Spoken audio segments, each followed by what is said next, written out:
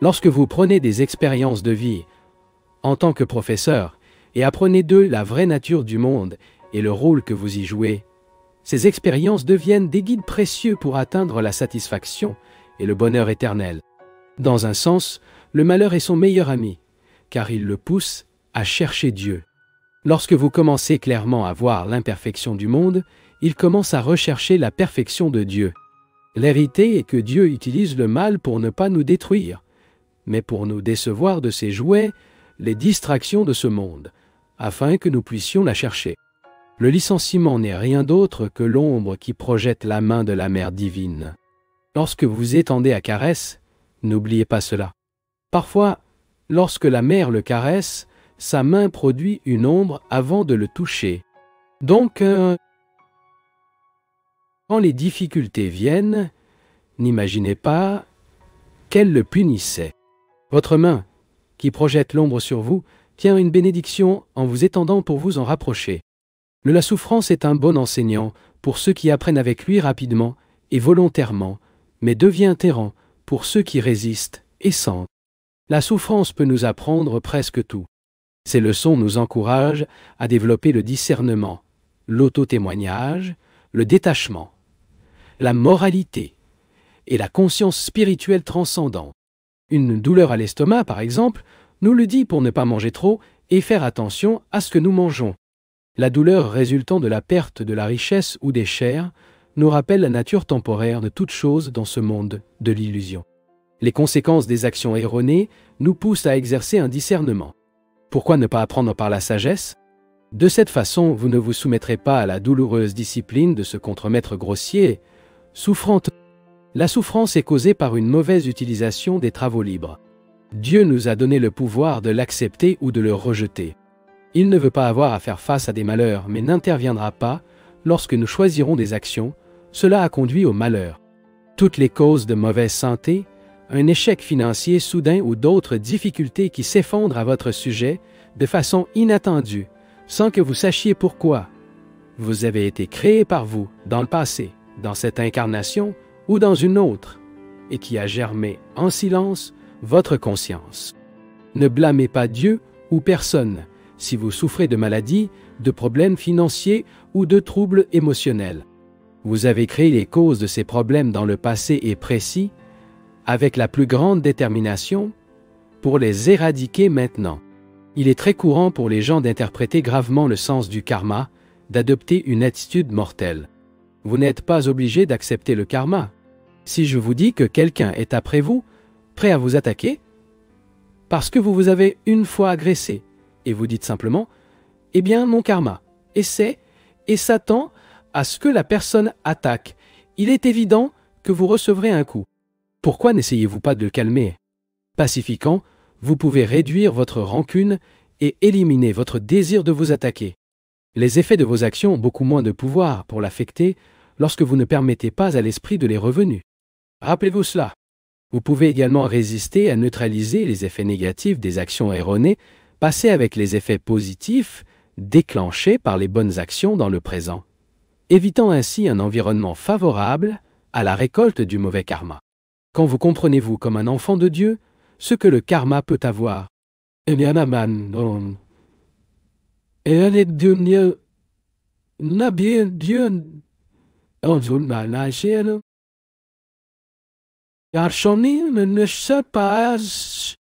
devrait dire tous les jours « Je ne suis pas un être mortel, je ne suis pas le corps, je suis un fils de Dieu ». C'est pour pratiquer la présence de Dieu. Dieu est libre de karma. Vous êtes fait à votre image. Vous êtes également libre de karma. Ne laissez personne dire que les souffrances et les problèmes que vous rencontrez sont votre karma. Vous n'avez pas de karma. Ankara a dit « Je ne fais qu'un avec l'esprit, je suis lui ». Si vous comprenez profondément cette vérité, vous serez un Dieu. Mais si vous continuez à vous dire « Je suis un Dieu » et pourtant, au fond, vous pensez « Mais il semble que je suis un être mortel », vous serez un être mortel. Si vous savez que vous êtes un Dieu, ce sera gratuit. Ne savez-vous pas que vous êtes le temple de Dieu et que l'Esprit de Dieu habite en vous? Si vous pouvez purifier et étendre votre esprit par la méditation et recevoir Dieu dans votre conscience, vous serez également libre de l'illusion de la maladie, des limites et de la mort. Si vous voulez dépasser le karma, essayez de comprendre ces trois vérités. Lorsque l'esprit est fort et le cœur pur, vous êtes libre.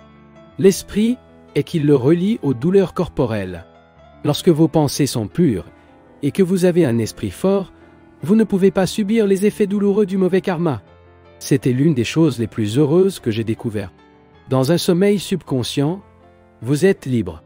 Lorsque vous êtes dans l'extase, l'identification et l'identification avec Dieu, vous n'avez pas de karma. Pourquoi les saints disent priez sans cesse. Lorsque vous priez et méditez sans interruption, vous atteindrez le plan de la superconscience, où aucune perturbation ne peut y parvenir. Vous pouvez vous libérer du karma en ce moment à travers ces méthodes. Lorsque vous voulez que les perturbations karmiques infestent votre vie, vous endormez, ou produisez des pensées pures et rendez votre esprit fort en acier, en vous disant « Je suis avant tout ». Ou, ce qui est mieux, dans une méditation profonde, entre dans l'état divin de la superconscience. Le bonheur de ce niveau de conscience est l'état naturel de votre âme. Mais vous avez oublié votre vraie nature pour passer autant de temps identifié au corps. Cet état d'âme, sans trouble, béni, est ce qui doit être enregistré. La nature de l'âme est bénie. Un état intérieur durable, de nouveau toujours. Toujours une joie changeante. Ce bonheur offre éternellement une joie impérissable à ceux qui l'ont accompli, même lorsque la personne traverse les épreuves de souffrance physique ou de la mort. Les remèdes matériels, les médicaments, le confort physique, le confort humain ont leurs indications pour disparaître la douleur. Mais la médecine maximale est la pratique de Kriya Yoga et l'affirmation que vous êtes un avec Dieu. Il s'agit de la panacée pour toutes les perturbations, la douleur et la privation.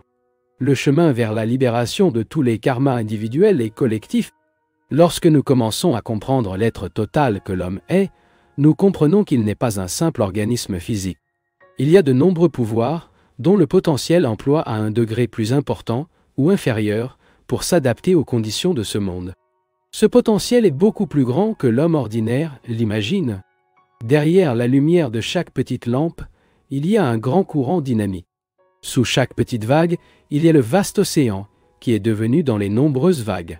C'est donc avec les humains. Dieu a créé tous les hommes à son image et a donné la liberté à chacun d'eux. Mais vous oubliez la source de votre être et la puissance unique de Dieu qui vous est intrinsèque. Oh, les possibilités de ce monde sont illimitées. Le progrès potentiel de l'homme est illimité. Le réel, vous êtes la source prolifique de tout pouvoir. Mais vous, tous les jours, vous êtes juste un fragment de ce qui peut être externalisé et manifesté. La base, que vous êtes infini en potentialité. Vous êtes beaucoup plus grand que toute ou toute personne que vous avez hâte d'être. Dieu se manifeste en vous d'une manière, comme ne se manifeste dans aucun autre être humain. Votre visage est différent de celui des autres. Votre âme est différente de celle des autres. Vous êtes suffisant pour vous-même, car dans votre âme est le plus grand de tous les trésors.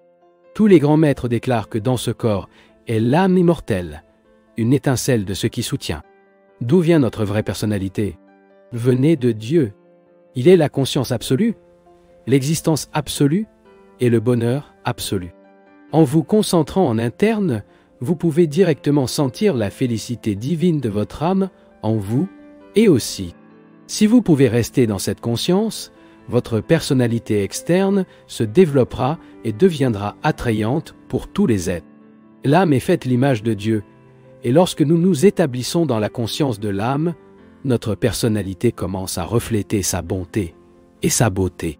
C'est votre vraie personnalité. Toutes les autres caractéristiques que vous affichez sont une sorte de greffe. Ce n'est pas le vrai vous. L'impulsion impérative d'être et de faire ce qui est le plus noble, le plus beau de ce que nous sommes capables, est la force motrice de toutes les réalisations élevées. Efforçons-nous une perfection ici sur terre, car nous aspirons à récupérer notre unité avec Dieu.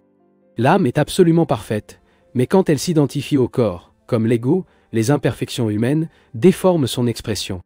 Le yoga nous apprend à connaître la nature divine en nous-mêmes et en nous. Grâce à la méditation de yoga, nous pouvons être conscients que nous sommes des dieux. Le reflet de la lune ne peut pas être clairement vu dans les eaux animées, mais lorsque la surface de l'eau est calme, un reflet parfait de la lune apparaît. La même chose se produit avec l'esprit. Quand il est calme, il reflète clairement le visage du salon de l'âme. Nous, en tant qu'âme, sommes des reflets de Dieu. Lorsque, à travers les techniques de méditation, nous éliminons les pensées agitées du lac d'esprit, nous envisageons notre âme, le reflet parfait de l'esprit, et comprenons que l'âme et Dieu sont ainsi. L'autoréalisation est la connaissance, perçue par le corps, l'esprit et l'âme, que nous ne sommes qu'un avec l'omniprésence de Dieu, que nous n'avons pas à prier pour nous, à nous, que nous ne soyons pas toujours près de lui, mais que l'omniprésence de Dieu est notre propre omniprésence, que nous en faisons maintenant partie comme nous le serons toujours maintenant partie, comme nous le serons toujours. Ce n'est que ce dont nous avons besoin est d'améliorer nos connaissances.